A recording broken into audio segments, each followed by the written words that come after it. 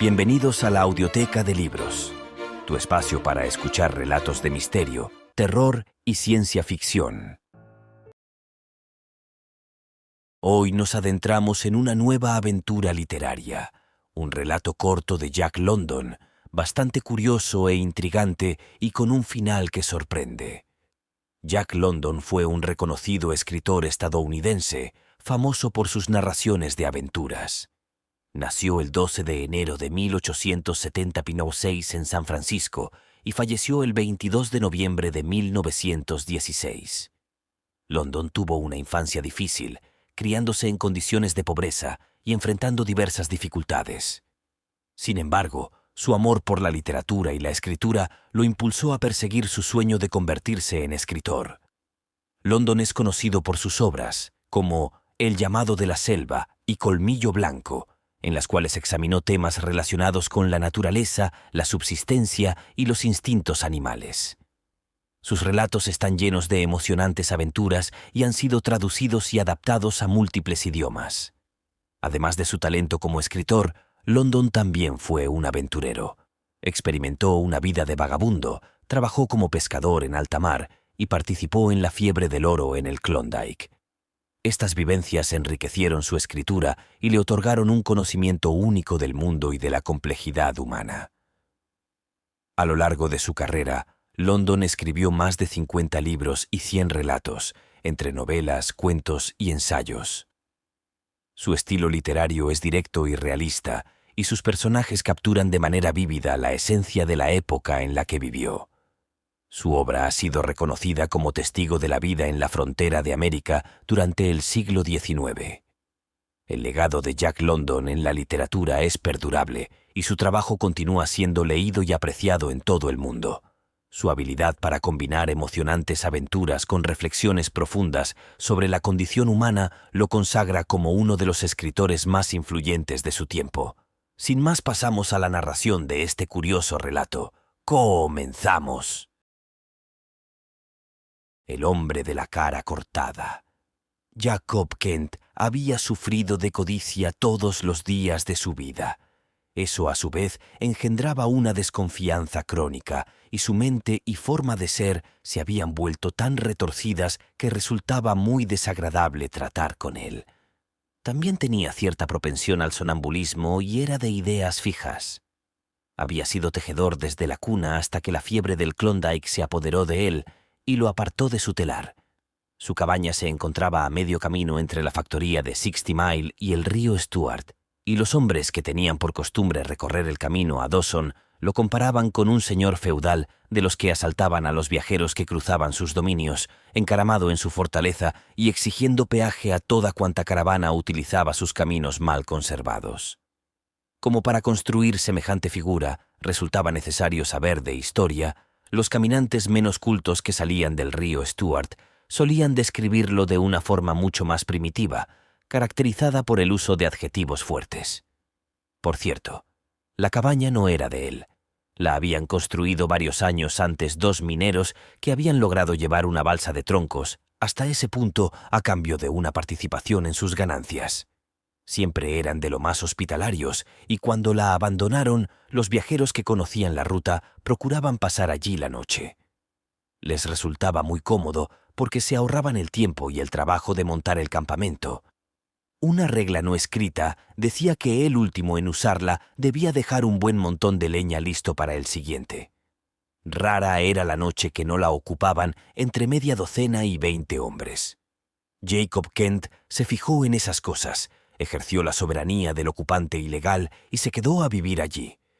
Desde ese momento, los agotados viajeros debían pagar una multa de $1 por cabeza a cambio del privilegio de dormir en el suelo. Jacob Kent se ocupaba de pesar el polvo de oro y siempre robaba algo. Además, obligaba a sus invitados transitorios a cortar la leña para él y a llevarle el agua. Eso era pura piratería, pero sus víctimas eran buenas gentes que, aunque lo detestaban, le permitían desarrollar sus pecados. Una tarde de abril estaba sentado junto a su puerta, igualito que una araña depredadora, asombrado por el calor del sol que regresaba, con un ojo siempre en el camino por si aparecía alguna posible mosca. El yukón se extendía a sus pies, un mar de hielo, y desaparecía tras dos curvas enormes, una al norte y la otra al sur, alcanzando un ancho de 2,5 kilómetros entre orilla y orilla. Sobre su accidentado repecho corría la senda de trineos, una línea delgada y hundida que medía 45 centímetros de ancho por 3.200 kilómetros de largo y que provocaba más maldiciones por metro lineal que cualquier otro camino o ruta de la cristiandad o fuera de ella. Aquella tarde Jacob Kent se sentía particularmente a gusto. La noche anterior había superado su propio récord y vendido su hospitalidad a no menos de 28 visitantes. Cierto, había resultado terriblemente incómodo y 4 de ellos se pasaron la noche roncando bajo su catre, pero había aumentado considerablemente el peso del saco en el que guardaba su oro en polvo. Ese saco, con su tesoro amarillo y resplandeciente, constituía a la vez el mayor placer y la peor cruz de su existencia. En su interior guardaba tanto el cielo como el infierno. Lógicamente, al no existir privacidad alguna en su domicilio de una sola habitación, lo torturaba el miedo constante a sufrir un robo. A esos desconocidos barbudos y de aspecto desesperado les resultaría muy sencillo largarse con su oro. Soñaba muchas veces con eso y se despertaba en medio de la pesadilla. En sueños se cernía sobre él un buen número de ladrones y llegó a conocerlos bien, sobre todo al líder bronceado que tenía un buen tajo en la mejilla derecha. Ese era el que más lo visitaba en sueños y por su culpa, en las horas que pasaba despierto, había construido varias decenas de escondites por todos los rincones de la cabaña. Tras ocultar el saco en un sitio nuevo, respiraba tranquilo durante varias noches, pero enseguida volvía a pescar al hombre de la cara cortada en el momento justo de hacerse con el saco. Entonces, tras despertarse en medio de la pelea, se levantaba apresurado y trasladaba el saco a un refugio nuevo y más ingenioso. No es que fuese víctima directa de esos fantasmas, pero creía en los presagios y en la transmisión de pensamientos, por lo que consideraba que esos ladrones de sus sueños eran proyecciones astrales de personajes verdaderos que en esos momentos, sin importar dónde pudieran encontrarse, se dedicaban en espíritu a hacer planes relativos a su riqueza. Así que continuaba sangrando a los desgraciados que cruzaban su umbral y al mismo tiempo, con cada onza de oro que añadía al saco, hacía aumentar sus problemas. Mientras disfrutaba del sol, a Jacob Kent se le ocurrió una idea que lo llevó a ponerse de pie de un salto. Para él no había mayor placer en la vida que pesar y volver a pesar su oro en polvo, pero tan agradable pasatiempo se había visto empañado por una sombra que aún no había logrado despejar. Su balanza para pesar el oro era demasiado pequeña. Como máximo pesaba 1,5 libras, 18 onzas, mientras que su reserva sumaba el triple y 1/3 más, según calculaba él. Nunca había podido pesarlo todo en una sola operación y le parecía que eso le impedía disfrutar de una perspectiva nueva y más edificante. Al verse privado de ello, perdía la mitad del placer de la posesión. Más aún, le parecía que un obstáculo tan lamentable llegaba a minimizar el hecho, al igual que la solidez de la posesión. Lo que lo llevaba a levantarse de un salto era la solución a ese problema. Escudriñó el camino en ambas direcciones y como no vio a nadie entró en la cabaña. En unos segundos había despejado la mesa y preparado la balanza. A un lado situó los discos con el sello oficial que equivalían a 15 onzas y la equilibró con el mismo peso en oro en polvo. Al sustituir las pesas con oro, fue capaz de pesar con precisión 30 onzas que apartó y volvió a equilibrar la balanza con otra tanda de oro. Para entonces ya no le quedaba oro en polvo sin pesar y él sudaba en abundancia. Temblaba de emoción y se sentía deslumbrado. Nunca antes había podido pesar el saco por completo, hasta el último grano, sin que la balanza se viera superada y uno de los platillos acabara inclinado sobre la mesa. Sin embargo, restablecía el equilibrio añadiendo 29 granos al platillo opuesto. Ahora permanecía paralizado, con la cabeza echada hacia atrás. El saco estaba vacío, pero el potencial de la balanza se había vuelto inconmensurable. Con ella podía medir cualquier cantidad, desde el grano más pequeño a libra tras libra de oro. La avaricia se apoderó con fuerza de su corazón. El sol continuó avanzando hacia el oeste, hasta que asomó por la puerta abierta e iluminó los platillos llenos de oro. Los valiosos montones, como los senos dorados de una Cleopatra de bronce, reflejaron la luz en un amarillo tenue. El tiempo y el espacio dejaron de existir. Por Dios bendito. Pero si ahí tienes unas cuantas libras en oro, ¿no? Jacob Kent se dio la vuelta a la vez que se apoderaba de su arma de fuego de 2 cañones, que siempre estaba a mano. Pero cuando sus ojos se centraron en el rostro del intruso, retrocedió mareado. Aquel era el hombre de la cara cortada. El recién llegado lo miró con curiosidad. «No te preocupes», le dijo mientras hacía un gesto despectivo con la mano. «No pienses que podría hacerte daño para quitarte el oro. Mira que eres raro», añadió al ver el sudor que bañaba el rostro de Kent y cómo le temblaban las piernas. «¿Por qué no dices algo?», insistió mientras el otro intentaba recuperarse. «¿Qué te pasa? ¿Cómo te la hiciste?», consiguió preguntar Kent por fin, señalando con un índice tembloroso la horrible cicatriz que cruzaba la cara del otro. «Un compañero de tripulación me hizo bajar del palo mayor con el pico de un marlín. Y ahora que por fin has empezado a hablar, me gustaría saber qué más te da eso. Dime, ¿qué más te da? ¡Demonios! ¿Te molesta? ¿Te parece poca cosa? Eso me gustaría saber a mí». «No», respondió Kent mientras se dejaba caer en una banqueta y sonreía de forma enfermiza. «Solo era curiosidad». «¿Has visto otra igual?», continuó el otro en tono agresivo. «No». «¿A que es una maravilla?». «Sí». Kent asintió con la cabeza, deseando contentar a aquel extraño visitante, pero sin esperar el estallido que provocó su intento por ser amable. «Serás condenado, maldito hijo de un lampazo. ¿Cómo se te ocurre decir que la cosa más espantosa que Dios Todopoderoso ha puesto jamás en la cara de un hombre es una maravilla? ¿Qué pretendes? Serás...». Y aquel fiero hijo del mar empezó a soltar una serie de blasfemias orientales en las que mezclaba dioses y demonios, linajes y hombres, metáforas y monstruos, con un énfasis tan salvaje que Jacob Kent se quedó paralizado. Retrocedió con los brazos en alto como si quisiera evitar ser víctima de violencia física. Tan desconcertado se mostraba que el otro se detuvo en plena perorata y lanzó una carcajada atronadora. «El sol ha reventado el fondo del camino», dijo el hombre de la cara cortada entre ataques de risa. «Espero que valores la oportunidad de relacionarte con un hombre con mi cara. Échale leña a esa cocina. Voy a desatar a los perros y darles de comer.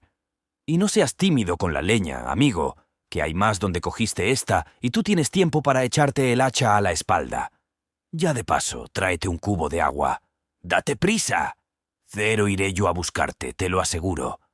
Semejante cosa era inconcebible. Jacob Kent preparando el fuego, cortando leña y llevando agua, haciendo esas tareas ingratas para contentar a un huésped. Cuando Jim Carnegie salió de Dawson, lo hizo con la cabeza llena de las iniquidades de aquel Shylock del camino, y durante el viaje sus numerosas víctimas fueron aumentando la lista de sus faltas. Jim Carnegie, con el gusto por las bromas propio de un marinero, había decidido al entrar en la cabaña que le bajaría un tanto los humos a su ocupante. Reconocía haber tenido mucho más éxito del que esperaba, aunque no tenía ni idea del importante papel que había jugado la cicatriz de la mejilla. Pero a pesar de no comprenderlo, veía el terror que provocaba y decidió explotarlo con tan poco remordimiento como un comerciante moderno se aprovecha de la calidad de algunas mercancías.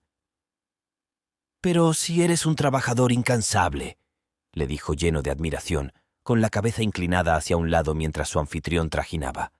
«No sé cómo se te ocurrió probar suerte en el Klondike. Tú has nacido para llevar un pub. Mira que he oído a los muchachos hablar de ti río abajo, pero no tenía ni idea de que fueses tan amable». Jacob Kent sintió una necesidad imperiosa de dispararle con su arma, pero el tajo de la cara ejercía sobre él una fascinación demasiado fuerte. Aquel era el auténtico hombre de la cara cortada, el hombre que tantas veces le había robado en espíritu. Por lo tanto, aquella era la entidad encarnada del ser cuyo cuerpo astral se había proyectado en sus sueños, el hombre que con tanta frecuencia albergaba planes para hacerse con su tesoro. Por eso no podía alcanzar otra conclusión. Aquel hombre de la cara cortada había llegado en carne y hueso a robarle. Esa cicatriz. No podía apartar los ojos de ella, como no podía evitar que le latiese el corazón. Por más que lo intentaba, su mirada volvía a ella una y otra vez, igual que la brújula vuelve siempre al norte. «¿Te molesta?», atronó Jim Carnegie de repente, al levantar la vista de las mantas que estaba estirando y encontrarse con la mirada fija del otro. «Me parece que deberías cerrar la boca, soplar la vela e irte a dormir, viendo lo mucho que te molesta. Limítate a eso, lampazo, o conseguirás que me quede con tu tesoro». Ken se puso tan nervioso que tuvo que soplar 3 veces para apagar la lámpara de grasa y se metió entre las mantas sin siquiera quitarse los mocasines. El marinero enseguida empezó a roncar con fuerza desde su dura cama en el suelo, pero Kent permaneció con la vista fija en la oscuridad y una mano en la escopeta, decidido a no cerrar los ojos en toda la noche. No había tenido oportunidad de ocultar sus 5 libras de oro que permanecían en la caja de la munición, en la cabecera de su catre. Pero, por más que quiso evitarlo, al final se durmió, con el peso de su oro aplastándole el alma. De no haberse dormido sin darse cuenta y en semejante estado mental, el demonio del sonambulismo no se habría despertado, y al día siguiente Jim Carnegie no habría recogido oro con una batea. El fuego luchó una batalla perdida y acabó por apagarse mientras el hielo se colaba por las grietas cubiertas de musgo entre los troncos y enfriaba la temperatura del interior. Afuera los perros dejaron de aullar y se acurrucaron en la nieve para soñar con un paraíso lleno de salmones donde no había ni guías de perros ni dueños igual de exigentes. Dentro, el marinero dormía como un tronco mientras su anfitrión daba vueltas inquieto, víctima de extrañas fantasías. Ya cerca de la medianoche se despojó de repente de las mantas y se puso de pie. Resultaba increíble que pudiese hacer lo que entonces hizo sin siquiera encender una cerilla. Tal vez mantenía los ojos cerrados debido a la oscuridad, o puede que fuese por miedo a ver la horrible cicatriz en la mejilla de su visitante, pero en cualquier caso lo cierto es que, sin ver, abrió la caja de la munición, introdujo una carga muy pesada en la boca del arma sin derramar ni una sola partícula y la compactó con papel.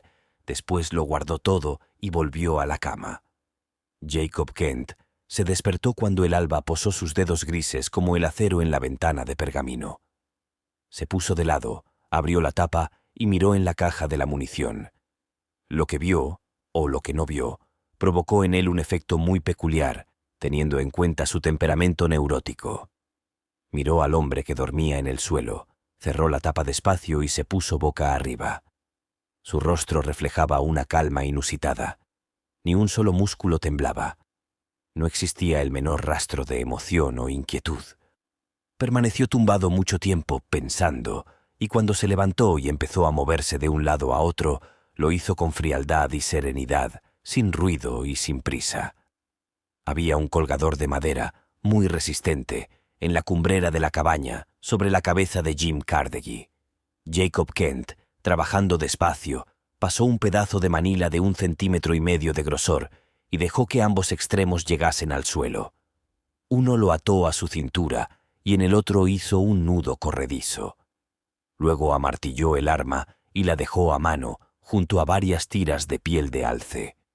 Logró soportar la visión de la cicatriz, haciendo un esfuerzo sobrehumano. Colocó la soga alrededor del cuello del durmiente y la apretó con su propio peso al retroceder, mientras cogía de nuevo el arma y apuntaba. Jim Carnegie se despertó ahogándose, desconcertado y con los pozos de acero gemelos ante su rostro. «¿Dónde está?», preguntó Kent mientras relajaba un poco la cuerda. «¡Maldito! ¡Ah!». Kent se limitó a desplazar su propio peso hacia atrás y dejó al otro sin aire. «¿Qué demonios? Ah, ¿dónde está?», repitió Kent. «¿El qué?», preguntó Carnegie en cuanto recuperó el aliento. «El oro en polvo». «¿Qué oro en polvo?», quiso saber el marinero perplejo. «Lo sabes de sobra, el mío. No lo he visto. ¿Qué te crees que soy? ¿Una caja fuerte? ¿Qué tengo yo que ver con eso? Puede que lo sepas o puede que no, pero te dejaré sin aire hasta que lo sepas, y si mueves una sola mano, te vuelo la cabeza. ¡Alto! ¡No leves anclas!, atronó Carnegie mientras la cuerda se tensaba. Kent disminuyó un poco la tensión y el marinero, meneando el cuello como si fuese debido a la presión, consiguió aflojar un poco el nudo y desplazarlo hasta lograr que el punto de contacto quedase bajo la barbilla. ¿Y bien?, preguntó Kent, a la espera de una confesión. Pero Carnegie sonrió. «A ver si puedes colgarme, mesonero de baja estofa». Entonces, tal y como el marinero esperaba, la tragedia se convirtió en una farsa. Carnegie pesaba más, y Kent, aunque tiraba hacia atrás de su cuerpo, no conseguía levantar al otro del suelo por completo. Estirándose y esforzándose al máximo, los pies del marinero aún tocaban el suelo y sostenían parte de su peso. El resto lo soportaba el punto de contacto bajo la barbilla. A pesar de no lograr que se balanceara en el aire, Kent continuó tirando, dispuesto a estrangularlo lentamente u obligarlo a decir qué había hecho con su tesoro. Pero el hombre de la cara cortada no se ahogaba. Pasaron 5, 10 minutos y al cabo de ese tiempo, desesperado, Kent permitió que el cuerpo del prisionero descendiera. «Bueno», dijo mientras se secaba el sudor, «si no puedo colgarte, te pegaré un tiro. Hay quien no nace para morir ahorcado». «Pues vas a dejar la cabaña hecha un asco», respondió Carnegie en un intento por ganar tiempo. «Escucha, esto es lo que haremos. Vamos a intentar razonar. Tú has perdido oro en polvo y dices que yo sé dónde está, pero te aseguro que no lo sé. Podemos buscarlo y establecer un rumbo». «Levo anclas», exclamó Kent, imitando con malicia el lenguaje náutico del otro. «Aquí los rumbos los establezco yo y nadie más. Tú te limitas a observar, y si haces otra cosa que no sea eso, te pego un tiro como hay Dios. Por el bien de mi madre. De la que Dios se apiade, si te quiere. Ah, para allá», impidió un movimiento hostil por parte del otro al apretarle el frío cañón del arma contra la frente. «Quédate quieto. Si mueves un solo pelo, te mato». Fue una tarea complicada, manteniendo el gatillo del arma siempre a la distancia mínima para poder disparar, pero Kent era tejedor y en pocos minutos había conseguido atar de pies y manos al marinero. Luego lo arrastró al exterior y lo dejó junto a la cabaña, desde donde podía divisar el río y observar el ascenso del sol hacia el meridiano. «Te doy hasta el mediodía, después...» «¿Qué?» «Tomarás el camino del infierno. Pero si hablas, te mantendré con vida hasta que pase por aquí la policía montada». «Que me parta un rayo si esto no es el colmo. Aquí estoy yo, inocente como un corderillo, y ahí estás tú, que has perdido la cabeza y el control. Me has engañado y pretendes mandarme al infierno. Serás pirata. Eres...» Jim Carnegie se entregó a decir blasfemias y groserías y se superó a sí mismo. Jacob Kent sacó una banqueta para disfrutar de la situación con comodidad. Tras agotar todas las combinaciones posibles de su vocabulario, el marinero se calmó y se concentró en pensar, pendiente del avance del sol, que ascendía la ladera oeste de los cielos con una prisa innecesaria. Sus perros, sorprendidos porque no los hubiese enganchado al trineo hacía ya rato, lo rodeaban. Los animales percibían su impotencia. Se daban cuenta de que algo iba mal, aunque no sabían qué era, y permanecían a su lado, aullando como muestra de su compasión. «¡Silencio! ¡Que os calléis!», gritó. Empezó a moverse como un gusano en su intento por darles patadas y descubrió que se tambaleaba en el borde de un declive. En cuanto los animales se dispersaron, se concentró en encontrar el significado de aquel declive que sentía pero no podía ver. No tardó en llegar a la conclusión acertada. Pensó que el hombre es vago por naturaleza y que no hace más de lo necesario. Cuando construye una cabaña, debe poner tierra sobre el tejado. Partiendo de esas premisas, lo lógico era suponer que recogería la tierra lo más cerca posible. Por lo tanto, yacía sobre el borde del agujero del que habían sacado la tierra para cubrir el tejado de la cabaña de Jacob Kent. Pensó que ese conocimiento, bien utilizado, podría prolongar las cosas y luego centró su atención en las tiras de piel de alce que lo sujetaban. Tenía las manos atadas a la espalda, sobre la nieve, y estaban húmedas debido al contacto con ella. Sabía que la piel sin curtir al humedecerse tendía a estirarse y, sin realizar ningún esfuerzo aparente, se las arregló para conseguir que fuese cediendo cada vez más. Miraba hacia el camino con hambre y cuando, en la dirección de 60 Mile, un punto oscuro se recortó durante un momento contra el fondo blanco de una presa de hielo, le echó una mirada ansiosa al sol. Casi había llegado al cénit. De vez en cuando distinguía el punto negro atravesando las colinas de hielo y desapareciendo temporalmente en las depresiones intermedias, pero no se permitía dedicarle más que algunas miradas superficiales por miedo a despertar las sospechas de su enemigo.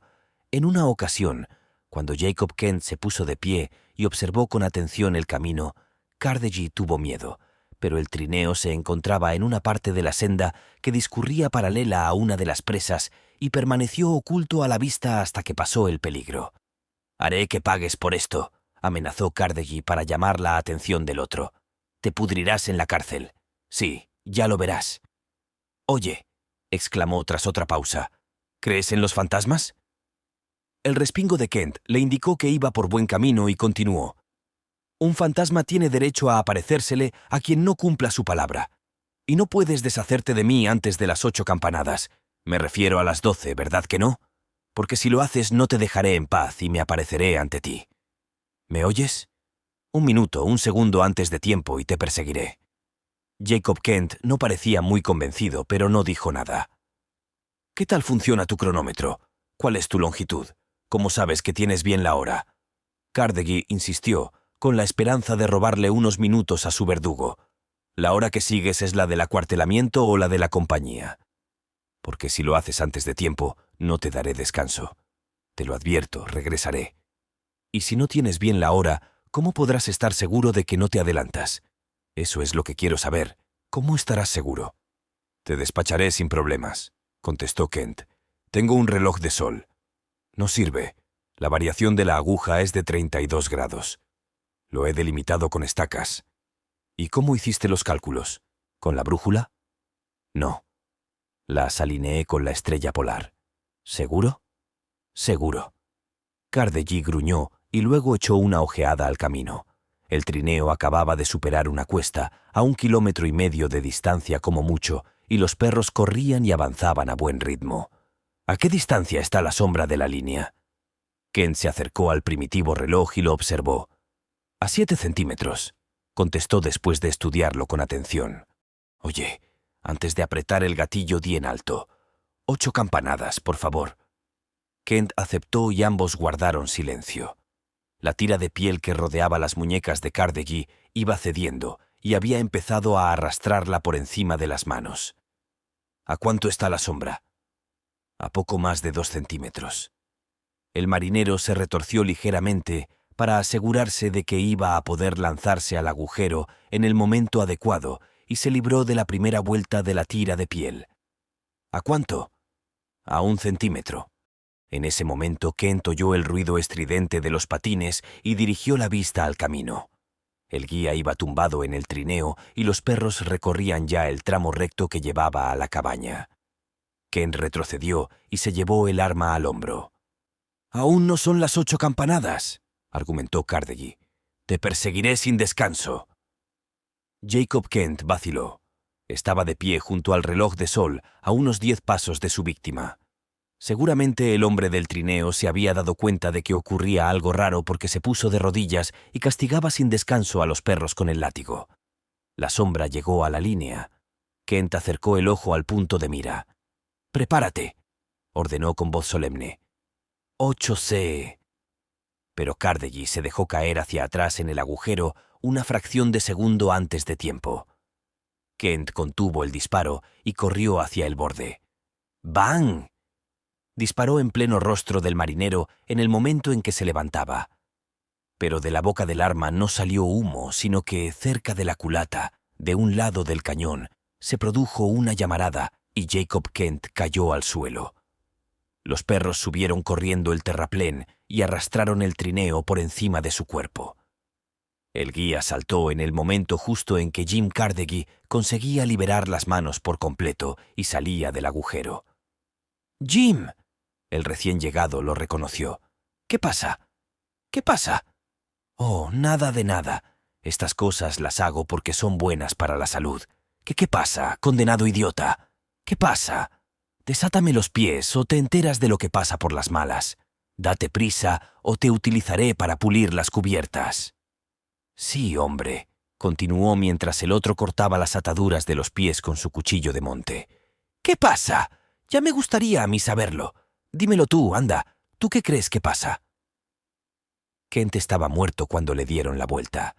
El arma, un modelo antiguo de los que se cargan por la boca y muy pesado, yacía junto a él. El metal y la madera se habían separado. Cerca de la culata del cañón derecho se abría hacia afuera una fisura de varios centímetros de longitud. El marinero sintió curiosidad y cogió el arma. Una nube de polvo dorado fluyó a través de la grieta. Jim Carnegie se dio cuenta de lo que había ocurrido. «¡Mal rayo me parta!», rugió. «Aquí está el maldito oro en polvo. Que Dios me castigue y a ti también, Charlie, si no corres a coger la batea». Hasta aquí nuestro relato de hoy. Espero que les haya sido de su agrado. No olviden darle al me gusta, suscribirse y activar la campanita. Como siempre, muchas gracias por escuchar y hasta la próxima aventura literaria.